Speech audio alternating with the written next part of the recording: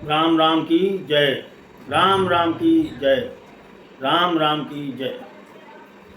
सद्गुरुदेव भगवान के चरणों में कोटि कोटि प्रणाम। सभी भक्तों को राम राम राम राम। भक्तों, आज इस राम बढ़त धर्म के संदेश को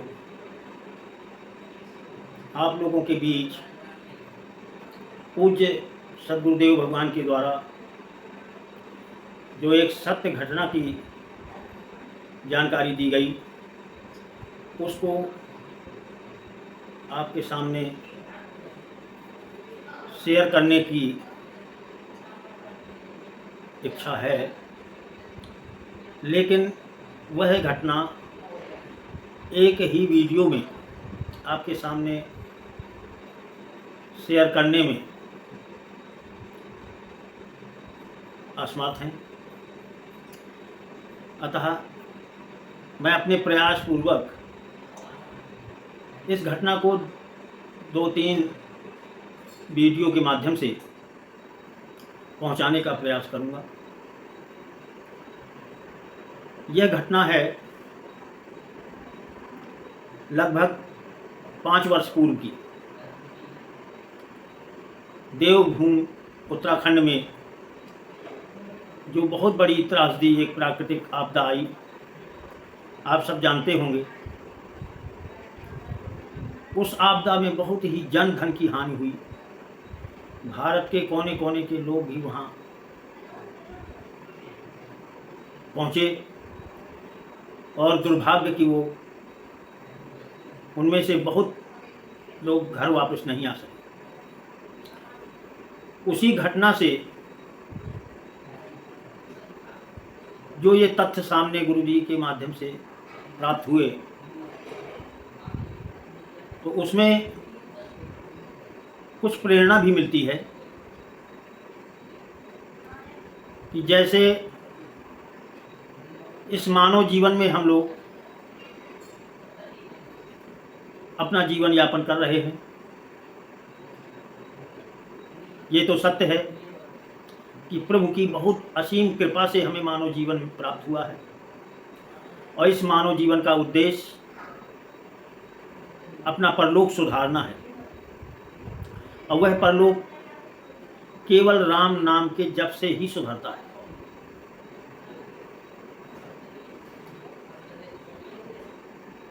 वो कैसे, आगे आपको समझ में आएगा। घटना का एक पहलू मैं प्रारंभ करता हूँ। पूज्य गुरुदेव जी के द्वारा जो बताया गया कि वो भी मुंबई में अपनी कुटिया में जहाँ निवास करते थे, उनके पास में भी एक भक्त थे।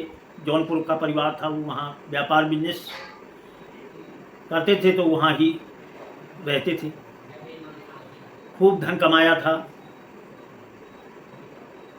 किसी प्रकार की उनके जीवन में धन का किसी प्रकार का अभाव नहीं था। परिवार भी संपन्न था। तो उसी समय वो पति पत्नी, नाम विस्मृत है,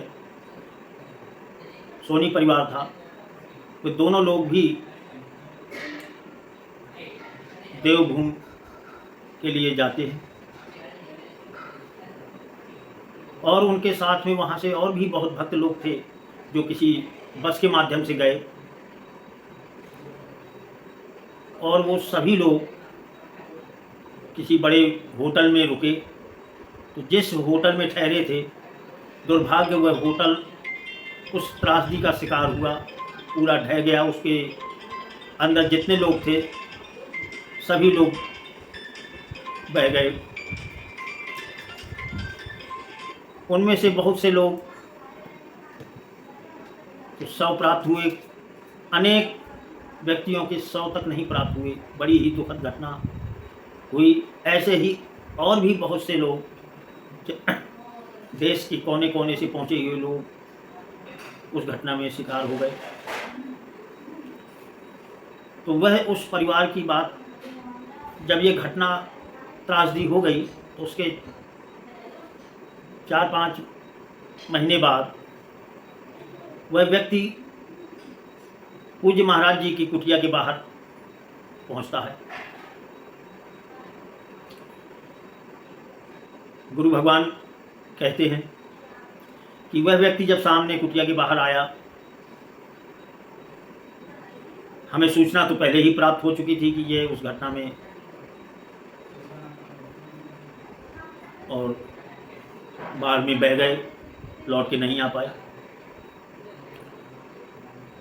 लेकिन वह पूरे मानव शरीर में दिखाई दिए बात की, लेकिन उसके शरीर में कई जगह से खून बह रहा था, घाव थे, रो रहा था। और उसने कहा, गुरुजी मैं बहुत कष्ट में हूँ, मेरे लिए कोई उपाय ऐसा कीजिए कि मैं इससे इन दुखों से छुटकारा पा जाऊँ। गुरु भगवान बोले कि भाई मैं क्या कर सकता हूँ, ये बताओ, तुम तो मर गए थे। बोले हाँ मैं मर गया था और मैं प्रेत हूँ। वो भी समझ गए, गुरुजी ने भी देखा कि जो मनुष्य जब रोता है तो उसकी आंखों से जल बहता है, जल निकलता है, आंसू निकलते हैं, लेकिन उसके आंसू में जल नहीं था, जो पीप मवाद होता है वो मवाद बह रहा था। इसलिए वो वैसे भी समझ गए थे कि ये मनुष्य नहीं, ये तो प्रेत है। उन्होंने कहा कि तुम्हारी पत्नी कहाँ है? पत्नी भी तो गई थी। बोले मरने के बाद ना उसका पता है कि वो कहाँ गई, क्योंकि मरने के बाद ये सब मानव जाति के जो संबंध है सब से माया मोह खत्म हो जाता है, टूट जाता है, कोई किसी का नहीं है, वो कहीं हम कहीं। तो यह पता चला कि जैसे हमारी ये मानव मनुष्यों का ये संसार है, ये दुनिया है, ऐसे ही प्रेतों की भी दुनिया है। वहाँ भी बहुत से प्रेत, जैसे करोड़ों की संख्या में हमारे देश के लोग हैं, सारे विश्व की जो मनुष्यों की जनसंख्या है, ऐसे ही प्रेत लोक में उनकी भी दुनिया है। तो उसने बताया कि मैं बहुत कष्ट में हूँ, मुझे मारा पीटा जा रहा है। मैं किसी भी समूह में जाता हूँ तो वहाँ भी समूह झुंड बने हैं, वहाँ प्रेतों का जो समूह है उसमें जो एक सबल शक्तिशाली होता है वो वहाँ का सरदार मुखिया है, उसका शासन रहता है। तो हम किसी झुंड में अगर शामिल होना चाहते हैं तो हमें मार पीट के भगा दिया जाता है, कोई समूह में हमें नहीं रखा जाता। ऐसे ही हम मारे पीटे जा रहे हैं, कष्टों में इधर उधर भागते फिर रहे हैं। तो आपके पास हम कुछ आशा लेके आए थे कि आपके द्वारा कल्याण हो सकता है, क्योंकि ये समझ में आया कि हम जब मानव थे तब हमने बहुत पैसा कमाया, बहुत धन इकट्ठा किया, लेकिन वो अनीति और अधर्म से था। उसी धन कमाने में हमने पाप कमाए, तो वो पापों का जो संग्रह हुआ उसके हिसाब से हमको इस प्रेत योनि में डाल दिया गया और ये हजारों हजारों सालों के लिए भेज दिया गया। तो ये कष्ट इतने समय तक हम कैसे सहन करेंगे? और इस प्रेत योनि में हम अब राम नाम का जप भी नहीं कर सकते, उसका कोई फल नहीं है। राम नाम का जप का फल केवल मनुष्य के शरीर से है और वो हमने किया नहीं, इसलिए हमारे सारे पाप इकट्ठे होकर के हमको यहाँ ये निर्णय हुआ कि इनको यहाँ भेजा जाए। गुरुजी से उसने बताया कि मेरे इन दुखों का छुटकारा केवल राम नाम जप से हो सकता है। यदि कोई व्यक्ति राम नाम का जप करता हो, ऐसा कोई संत भक्त हो, कोई भी मनुष्य हो जो राम नाम की भक्ति करता हो, राम नाम का जप करता हो और अपने पुण्य हमें दे दे, तो हमारे ये कष्ट उस राम नाम से कट सकते। गुरुजी ने बताया कि उस समय हम राम नाम भी नहीं जपते थे, इसके पहले ओम का जप करते थे। 9 वर्षों तक उन्होंने ओम का जप किया है वहाँ। बाद में गुरुजी के द्वारा, प्रभु रामलला भगवान के द्वारा उनको राम नाम प्राप्त हुआ। तो उस समय की घटना जब हुई है तब उनको राम नाम नहीं था, उनका आश्रय ओम था, प्रणव। तो उन्होंने कहा कि भाई अब देखो, राम नाम मैं तो जपता नहीं हूँ, यदि कोई जपने वाला मिलता है तो कोई उपाय सोचा जाएगा। और वो उसके साथ में और भी काफ़ी भीड़ थी, लेकिन वो दूर खड़े थे।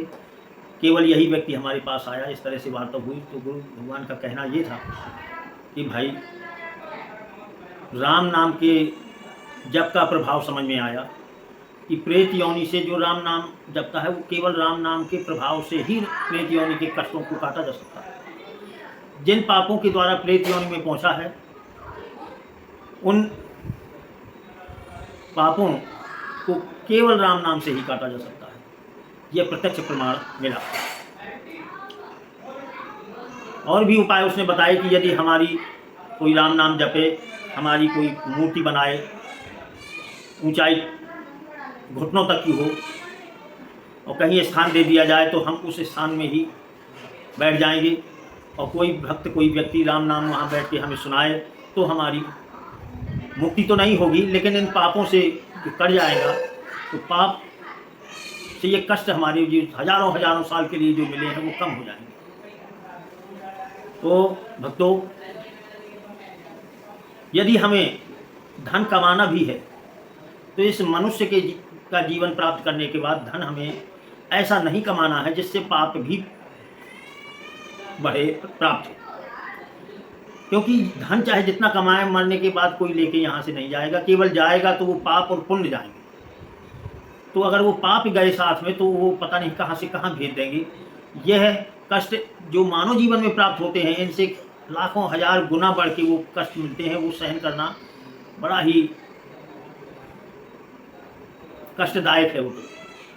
अतः उन कष्टों से मरने के बाद आगे जाने के लिए यदि उस लोक में सुधार चाहते हैं तो अभी भी जो जितना समय बचा है जीवन में वो केवल राम नाम के जप में ही लगाएं, जिससे हमारी उधर दुर्गति ना हो और पूंजी हमारी जो भी हो वो पुण्य की हो, पाप की पूंजी तैयार ना हो। शेष अगले भाग में। राम राम की जय। राम राम की जय।